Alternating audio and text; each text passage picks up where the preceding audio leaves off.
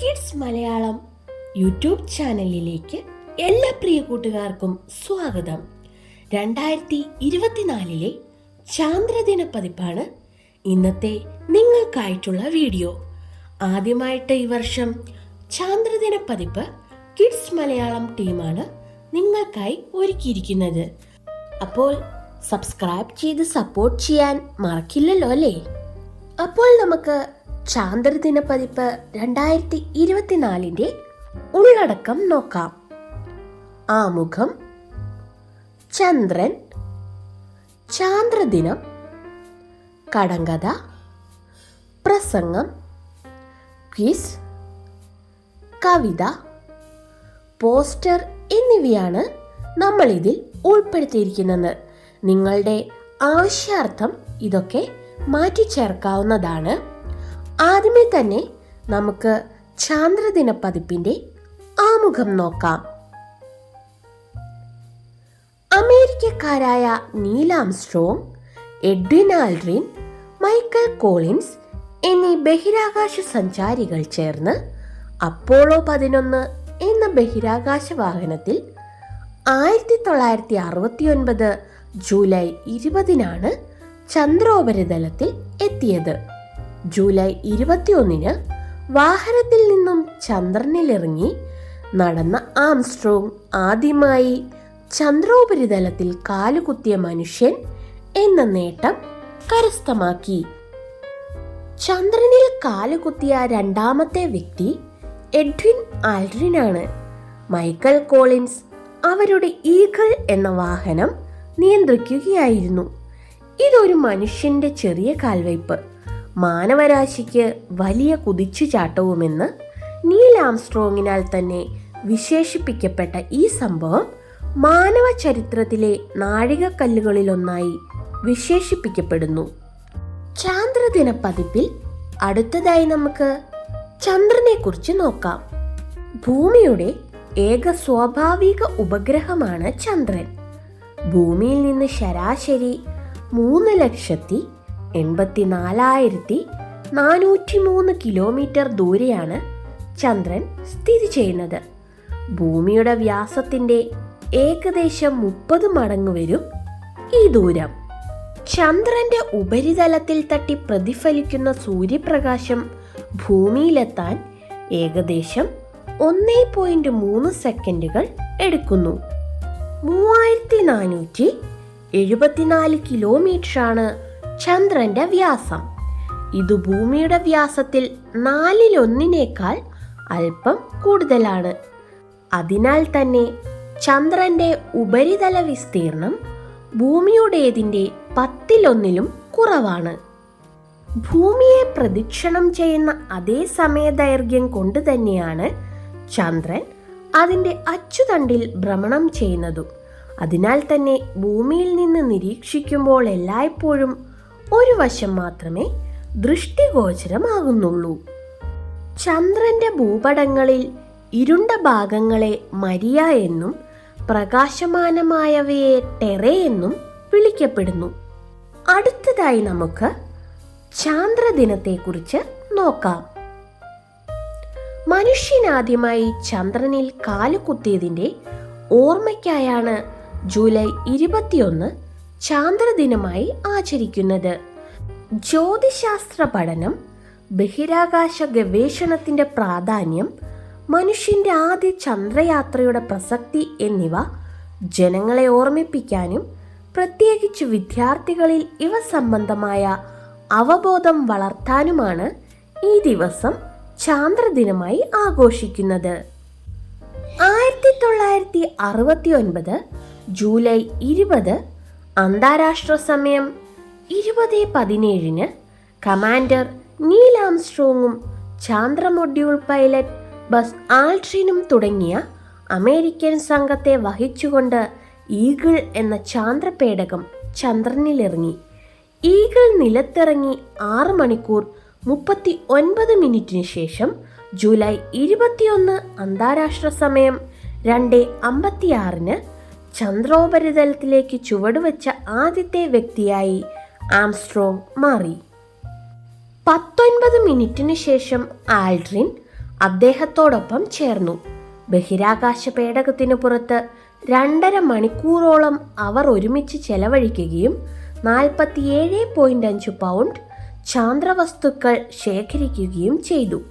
അവരിരുവരും ചന്ദ്രന്റെ ഉപരിതലത്തിലായിരിക്കുമ്പോൾ നിയന്ത്രണ പേടകത്തിന്റെ പൈലറ്റായിരുന്ന Michael Collins മുകളിൽ അവരുടെ നിയന്ത്രണ പേടകത്തിൽ ചന്ദ്രനെ പ്രദക്ഷിണം ചെയ്തുകൊണ്ടിരുന്നു.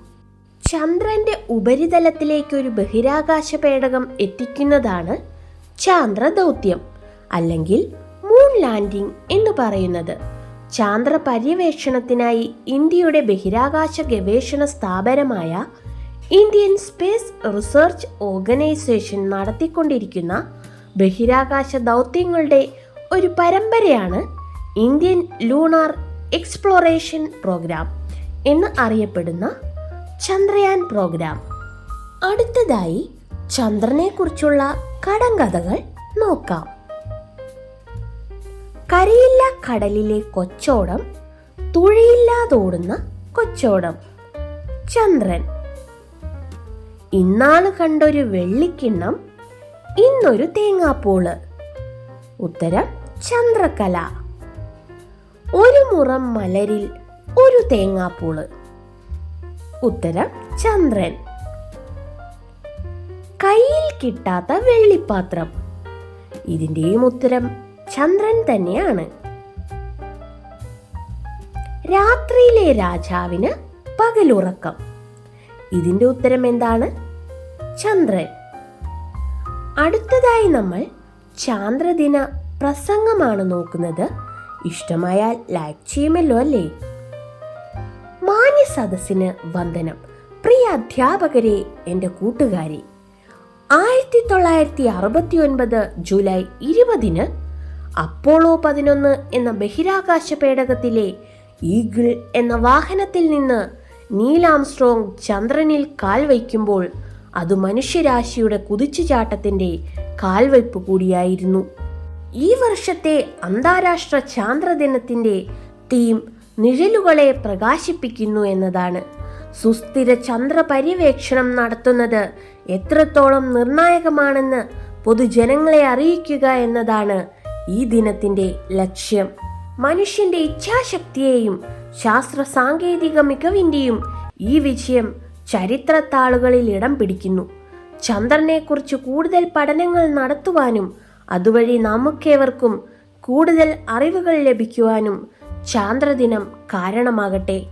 ചന്ദ്രനെയും ചാന്ദ്രദിനത്തിന്റെ പ്രസക്തിയും മറ്റുള്ളവരിലേക്ക് എത്തിക്കുവാൻ നമുക്കേവർക്കും പരിശ്രമിക്കാം.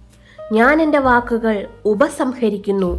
നന്ദി, നമസ്കാരം, ജയ് ഹിന്ദ്. അടുത്തതായി ചാന്ദ്രദിന ക്വിസ്. ചന്ദ്രനെ കുറിച്ചുള്ള പഠനം ഏതു പേരിൽ അറിയപ്പെടുന്നു? സെലനോളജി. ചന്ദ്രനിലെ മണ്ണ് അറിയപ്പെടുന്ന പേര് എന്താണ്? റിഗോലിത്ത്. മനുഷ്യനെ ആദ്യമായി ചന്ദ്രനിൽ ഇറക്കിയ ബഹിരാകാശ ദൗത്യം ഏതാണ്? അപ്പോളോ 11. ബഹിരാകാശത്തെത്തിയ ആദ്യ ഇന്ത്യക്കാരൻ ആരാണ്? രാകേഷ് ശർമ്മ. ഇന്ത്യൻ ബഹിരാകാശ ശാസ്ത്രത്തിന്റെ പിതാവ് എന്നറിയപ്പെടുന്നത് ആരാണ്? വിക്രം സാരാഭായ്. അടുത്തതായി കുമാരനാശാന്റെ പുഷ്പവാടി എന്ന സമാഹാരത്തിലെ അമ്പിളി എന്ന കവിതയുടെ കുറച്ച് വരികളാണ് നമ്മൾ കാണാൻ പോകുന്നത്. തുമ്പപ്പൂവിലും തൂമയഴും നില വമ്പിൽ തൂവിക്കൊണ്ട ആകാശവീതിയിൽ അമ്പിളി പൊങ്ങി നിൽക്കുന്നിതാ മരക്കൊമ്പിന്മേൽ നിന്ന് കോലോളം ദൂരത്തിൽ. വെള്ളമേഘശകലങ്ങളാം നുര തള്ളിച്ചുകൊണ്ടു ദേവകൾ വിണ്ണാകും വെള്ളത്തിൽ വിളയാടി തുഴഞ്ഞുപോം വെള്ളിയോടമിതെന്ന് തോന്നിടുന്നു. വിൺമേൽ നിന്നു മന്ദസ്മിതം തൂവുമെൻ വെൺമതിക്കൂമ്പേ നിന്നെ ഈ അന്തിയിൽ അമ്മതൻ അംഗമേറിയൻ സോദരൻ അമ്മാവ എന്നലിഞ്ഞു വിളിക്കുന്നു. ദേഹശോഭ പോലുള്ളത്തിൽ കൂറുമി മോഹനാകൃതിക്കുണ്ടിതൻ പിന്നാലെ സ്നേഹമോടും വിളിക്കും വഴി പോരുന്ന ഹാ കൊച്ചു വെള്ളാട്ടിൻ കിടാവുപോൽ. അടുത്തതായി ചാന്ദ്രദിനത്തിൻ്റെ പോസ്റ്ററുകളാണ്. നിങ്ങൾക്കിഷ്ടമുള്ള പോസ്റ്ററുകൾ ഇവിടെ ചേർക്കാവുന്നതാണ്. അപ്പോൾ ഈ ചാന്ദ്രദിന പതിപ്പ് എല്ലാ കൂട്ടുകാർക്കും ഇഷ്ടമായി എന്ന് വിചാരിക്കുന്നു. നിങ്ങൾക്കിത് ഉപകാരപ്പെടും എന്ന് വിചാരിക്കുന്നു. അപ്പോൾ എല്ലാവരും കിഡ്സ് മലയാളം ടീമിൻ്റെ കൂടെ തന്നെ ഉണ്ടാവുമല്ലോ അല്ലേ? അപ്പോൾ പുതിയൊരു വീഡിയോയുമായിട്ട് നമുക്ക് വീണ്ടും കാണാം.